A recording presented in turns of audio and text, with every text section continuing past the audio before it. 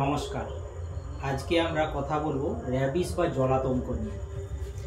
যখন র্যাবিস বা জলাতঙ্ক আক্রান্ত কোনো প্রাণী যার লালারসে র্যাবিসের ভাইরাস পাওয়া যায়, সেই প্রাণী যখন মানুষকে কামড়ায় বা আঁচড়ায় তখন কিন্তু মানুষের জলাতঙ্ক বা র্যাবিস হওয়ার সম্ভাবনা থাকে। এই যে র্যাবিস বা জলাতঙ্ক সাধারণত সেরোটাইপ, লাইসা সেরোটাইপ 1 গ্রুপের ভাইরাস।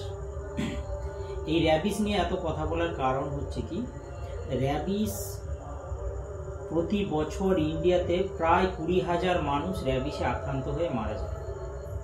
যদি পুরো পৃথিবীর মধ্যে ধরা হয় তাহলে ওয়ার্ল্ডের মধ্যে 36% মানুষ কিন্তু র্যাবিস আক্রান্ত হয় ইন্ডিয়াতে শুধু। আর একটা জিনিস জানার দরকার আছে, র্যাবিসে আক্রান্ত মানুষের কিন্তু ডেথ রেট বা 100%, মানে জন্মের বেঁচে থাকার সম্ভাবনা কিন্তু একেবারেই থাকে না।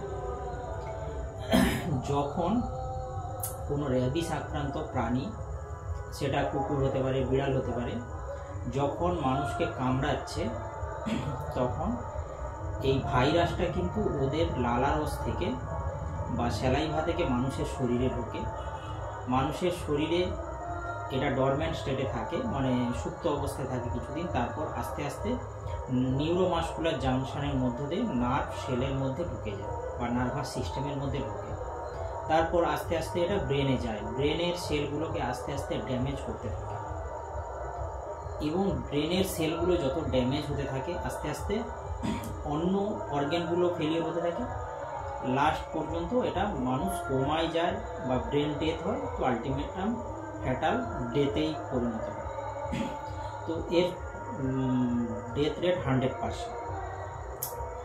তো এবারে নেক্সট কথা হচ্ছে যে এর কি সিমটম আমরা পাবো। আমরা সিমটম বা উপসর্গ কি পেতে পারি? সাধারণত কমনলি যেটা মুখে লালা আসতে পারে, বারবার একটু বেশি পরিমাণ স্যালাইভেশন হয়। সেকেন্ড যেটা পাওয়া যায়, একটু অ্যাডভান্স স্টেজে যেটা পাওয়া যায়, যেটা হাইড্রোফোবিয়া বা জলের প্রতি ভীতি। এখান থেকেই কিন্তু এই অসুখটার নাম জলাতঙ্ক হয়েছে। কারণ কি, আমরা জল বা কোনো তরল জাতীয় খাওয়ার জন্য যে আমাদের মুখের মধ্যে যে মাসেলগুলো থাকে, এই মাসেলগুলো কিন্তু প্যারালাইজড হয়ে যায় এই ভাইরাসের আক্রমণের জন্য। তো যখন প্যারালাইজ হয়ে যায়, তো সেই অবস্থায় পেশেন্ট যখন জল বা কোনো তরল পান করে, তাও তার মধ্যে একটা ভীতি বা ভয়ের একটা সঞ্চার হয়। তো সেখান থেকে সে জল বা কোনো কিছুর প্রতি তার ভয় থাকে। একইভাবে আর একটা তার মধ্যে একটা ফোবিয়া কাজ করে বা ভীতি কাজ করে, যেটা হচ্ছে ফটোফোবিয়া বা লাইটের প্রতি একটা ভীতি তৈরি হয়।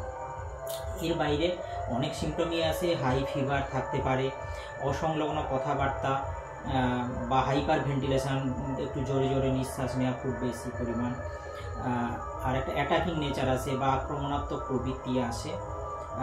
তো এই জিনিসগুলো আসে, আলটিমেটাম শেষ পর্যন্ত কমায় যায় পেশেন্টগুলো, তো শেষ পর্যন্ত মারা যায়। এবারে নেক্সট একটা কথা আছে যে কোন অ্যানিম্যালগুলো বা কোন প্রাণীগুলো আমাদের কামড়ালে বা আঁচড়ালে এই র্যাবিস হতে পারে। সাধারণত বইয়ের ভাষায় যেটা বলা হয় যে ওয়ার্ম ব্লাডেড মেমেলস, মানে উষ্ণ রক্ত সম্পূর্ণ যে স্তন্যপায়ী প্রাণীগুলো, তারা যদি কামড়ায় তাহলে র্যাবিস হতে পারে। কিন্তু আমাদের ইন্ডিয়াতে বা ভারতবর্ষে সাধারণত কুকুর, বেড়াল, শেয়াল, বেজি, এমনকি মাঙ্কি মানে হনুমান, বাদুড়, এগুলো সাধারণত ইনসিডেন্টস বা এগুলো পাওয়া যায় যে এগুলো কামড়েছে এবং র্যাবিস হয়েছে। এর বাইরে আমাদের মধ্যে একটা ধারণা থাকে যে ছুঁচো বা ইঁদুর যদি কামড়ায় তাহলে কি র্যাবিস হতে পারে। আমাদের দেশে এরকম কোনো ইনসিডেন্টস বা প্রমাণ এখনো মেলেনি। আর একটা কথা থাকে যে মানুষ কি কামড়ালে র্যাবিস হতে পারে, তো মানুষ কামড়ালে র্যাবিস হতে পারে, কিন্তু এরও কোনো প্রমাণ নেই।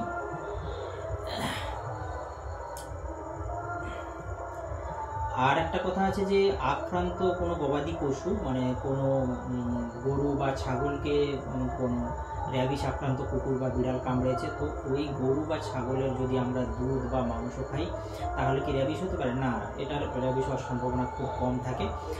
কারণ সাধারণত এই যে র্যাবিসের ভাইরাসটা শরীরের বাইরে সাধারণত 60 ডিগ্রি টেম্পারেচারে ও ডিজলভ হয়ে যায়, ও কিন্তু মারা যেতে চায়। তো আমরা যখন কোনো মাংস বা দুধ খাই তো সাধারণ ক্ষেত্রে এটাকে আমরা কিন্তু ফুটিয়ে খাই।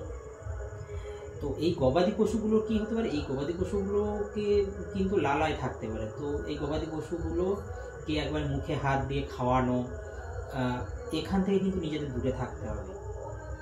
তো আর কোনো কিছু ভয়ের কিছু থাকে না। নেক্সট এবারে আমরা একটা কথায় আসবো যে যদি কামড়ায় বা আঁচড়ায় তারপর আমরা কি করতে পারি বা আমাদের করণীয় কি। ফার্স্ট অফ অল যেটা করণীয় হচ্ছে যে আপনি ওই জায়গাটাকে কিন্তু রানিং ট্যাপ ওয়াটারের মধ্যে দিন, হাত বা পায়ে যেখানেই কামড়াক না কেন রানিং ট্যাপ ওয়াটারে দিন। 15 মিনিট রানিং ট্যাপ ওয়াটারে সাবান দিয়ে ভালো করে ধুয়ে নিন। যদি ইনকেস সাবান আপনার কাছে না থাকে তো স্পিরিট দিয়েও আপনি ওয়াশ করতে পারেন, কিন্তু এটা রানিং ট্যাপ ওয়াটারে করা চাই। কারণ হচ্ছে এটা দ্বারা ভাইরাসটা বেরিয়ে যায় যতটা পারে। আর সাবানটা বা কোনো স্যানিটাইজার বা অ্যালকোহল সেটাকে ডিজলভ করে দেয় ভাইরাসটাকে। নেক্সট ফল কি, যত দ্রুত সম্ভব অ্যান্টি র্যাবিস ভ্যাকসিন বা ARV আপনাকে নিতে হবে। সেটা কোনো ডাক্তারের কাছে গিয়ে বা হসপিটালে গিয়ে আপনাকে নিতে হবে। আর প্রেগনেন্ট মা বা ল্যাকটেটিং যদি মাদার কোনো পেশেন্ট হয় তো এই ক্ষেত্রেও কিছু ভয়ের থাকে না। তো এরকম ল্যাকটেটিং বা প্রেগনেন্ট অবস্থায় মেয়েরা কিন্তু এই ভ্যাকসিনটা নিতে পারে, কোনো ভয়ের কিছু নেই, কোনো ক্ষতিও কিছু থাকে না। আর এই যে ভ্যাকসিনগুলো কিভাবে নেব, ভ্যাকসিনগুলো ওয়ার্ল্ড হেলথ অর্গানাইজেশন বা WHO এর মতে সাধারণত পোস্ট এক্সপোজার প্রোফাইল্যাক্সিস মানে কামড়ানো বা আঁচড়ানোর পরবর্তীকালে WHO এটাকে 3টে স্টেপে সাধারণত ভাগ করে। স্টেজ বা টাইপ 1, টাইপ 2, টাইপ 3 এরকম একটা 3টে স্টেজে ভাগ করে। টাইপ 1-এর ক্ষেত্রে কি বলছে ওরা, টাইপ 1-এর ক্ষেত্রে WHO বলতে চাইছে যে যদি কোনো বিড়াল বা কুকুর বা কোনো এরকম প্রাণী আপনাকে সংস্পর্শে এলো, মানুষের কিন্তু কামড়ালো বা আঁচড়ালো না, তো এক্ষেত্রে আমরা কী করতে পারি। এক্ষেত্রে একই ব্যাপার, এক্ষেত্রে ওই জায়গাটা শরীরে যে জায়গাটা এখন সংস্পর্শে এসছে তো সেই জায়গাটাকে রানিং ট্যাপ ওয়াটারে 15 মিনিট ভালো করে সাবান দিয়ে ধুয়ে নিতে হবে। কোনো কিন্তু এই ভ্যাকসিনের দরকার হচ্ছে না এক্ষেত্রে ARV কোনো দরকার হচ্ছে না। আর টাইপ 2-র ক্ষেত্রে আমরা কি বলছে, টাইপ 2 হচ্ছে যখন কোনো প্রাণী কামড়াচ্ছে বা আঁচড়াচ্ছে, এই ক্ষেত্রে কিন্তু আপনাকে ওই একইভাবে রানিং ট্যাপ ওয়াটারে প্রথমে সাবান দিয়ে ধুয়ে নিতে হবে। আর সাধারণ ক্ষেত্রে বলা হয় যে 5টা ডোজ নেওয়ার কথা, 0, 3, 7, 14, 28 এই সাধারণত এই ডোজগুলো নেওয়া হয়। ARV নেওয়া হয়। আর প্রথম ডোজ যখন নিচ্ছে সঙ্গে কিন্তু টিটেনাস, টক্সয়েড, টিটেনাসের ইঞ্জেকশনটা নেওয়া হয় যদি 6 মাসের মধ্যে সে টিটেনাস না নিয়ে থাকে। আর একটা বুস্টার ডোজ 90 দিনের মাথায় নিতে পারে। এবারে টাইপ 3-র ক্ষেত্রে কি বলা হচ্ছে, টাইপ 3-র ক্ষেত্রে বলা হচ্ছে যদি এই অ্যানিমেল বা কুকুর বেড়াল এগুলো যদি অনেক বেশি পরিমাণ কামড়ায়, অনেকটা মাংস তুলে নিয়েছে বা অনেক বড় ক্ষত করেছে, সেক্ষেত্রে কিন্তু এই একই শিডিউলে ভ্যাকসিনগুলো নিতে হবে। সঙ্গে কিন্তু সিরাম ইমিউনোগ্লোবুলিনের একটা ইঞ্জেকশন হয়, সেটাও কিন্তু অবশ্যই নিতে হবে। আরেকটা এখানে কথা আছে যে যদি কোনো পেশেন্ট ইমিউনো কম্প্রোমাইজ পেশেন্ট হয়, মানে হচ্ছে কি ওই পেশেন্টটার মধ্যে সুগার, প্রেশার, থাইরয়েড, কোলেস্টেরল বা বড় কোনো এরকম অসুখ আছে বা হার্টের সমস্যা আছে, তো এই পেশেন্টের ক্ষেত্রে কিন্তু যদি সেটা টাইপ 2 পেশেন্ট হয় সেক্ষেত্রেও কিন্তু তাকে টাইপ 3 হিসাবে ট্রিট করতে হবে। তাকে কিন্তু টাইপ 2 হিসাবে করলে হবে না, তাকেও কিন্তু সিরাম ইমিউনোগ্লোবিনের ইঞ্জেকশনটা কিন্তু দিতে হবে। এবারে যদি কোনো এরকম প্রাণী যদি খুব বেশি ডিপলি কামড়াচ্ছে, সে ডাক্তারবাবু ডিসিশন নেবে। যদি মনে করে যে ওখানে স্টিচ করার দরকার আছে স্টিচ করতে পারে, অ্যান্টিবায়োটিক দেওয়ার দরকার আছে অ্যান্টিবায়োটিক দিতে পারে। সাধারণ ক্ষেত্রে অ্যাডাল্ট পেশেন্টদের ক্ষেত্রে ডেলটয়েড মাসেলে এটা ইঞ্জেকশনটা দেওয়া হয়। আর যদি ইনফ্যান্ট বা চাইল্ডদের ক্ষেত্রে হয় এটা সাধারণত থাইতে অ্যান্টিরিয়র ল্যাটারাল জায়গায় মানে পজিশানে থাইতে দেওয়া হয় সাধারণত। এবার এখানে একটা কথা থাকে যে এটা আমি এতটা বললাম পোস্ট এক্সপোজার প্রোফাইলাক্সিস, মানে আপনাকে কামড়ানো বা আঁচড়ানোর পর। এবার কিছু ক্ষেত্রে আমরা কিছু কাজ করতে পারি যে কামড়ানো বা আঁচড়ানোর আগে যদি আমরা কিছু প্রিভেনশন নিতে পারি। সাধারণত এটা কাদের দরকার হয়? সাধারণত দরকার হয় কারোর বাড়িতে কুকুর বা বেড়ালের কোনো ব্যবসা আছে, বা কুকুর বেড়াল অনেক বেশি পরিমাণ আছে ওরা পোষে, বা যারা ভেটেরিনারি ডিপার্টমেন্টে কাজ করে, বা আপনার বন বিভাগ এগুলো কেউ কাজ করে, তো তারা কিন্তু, বা যে কোনো ক্ষেত্রে চিড়িয়াখানা বা এনিম্যাল নিয়ে কাজ করে, তাদের ক্ষেত্রে কিন্তু প্রি এক্সপোজার প্রোফাইলাক্সিসও এক শিডিউলে পাওয়া যায়, এরকম শিডিউল। আর এই ইঞ্জেকশনগুলো বা এই ভ্যাকসিনগুলো সাধারণত আইএম বা আইডি দেওয়া হয়, মানে ইন্টারডার্মাল বা ইন্ট্রামাসকুলার, সেই হিসাবে কিন্তু এর শিডিউলও কিছু চেঞ্জ আছে, তো সেটা ডাক্তারবাবুরা ডিসিশান নিয়ে নেবে। এবার এখানে একটা কোশ্চেন আসে বা অনেকে জিজ্ঞেস করেন অনেক পেশেন্ট, যে আমার 3 মাসের মধ্যে আমার তো পুরো ভ্যাকসিন নেওয়া ছিল, তারপর আবার কামড়ে দিয়েছে। তো এক্ষেত্রে বলবো, এক্ষেত্রে কিন্তু আর এই অ্যান্টি র্যাবিস ভ্যাকসিন আর নেওয়ার দরকার নেই 3 মাসের মধ্যে যদি কামড়ায়। তো যদি যাদের ক্ষেত্রে যে পুরো ভ্যাকসিন নেওয়া আছে, 3 মাস পেরিয়ে গেছে, কিন্তু সেটা 5 বছর পর্যন্ত, 3 মাস থেকে 5 বছরের মধ্যে আছে, সেক্ষেত্রে আমরা সাধারণত রেকমেন্ড করি যে প্রথম যে 3টে ডোজ আছে, এই 3টে ডোজ নিলেই কিন্তু হয়ে যাবে। আর যদি কোনো পুরো ভ্যাকসিন নেওয়া আছে, 5 বছর হয়ে গেছে, তারপর যদি কামড়ায়, তো নর্মাল যেরকম ভ্যাকসিনের শিডিউল সেই হিসাবে আপনাকে নিতে হবে।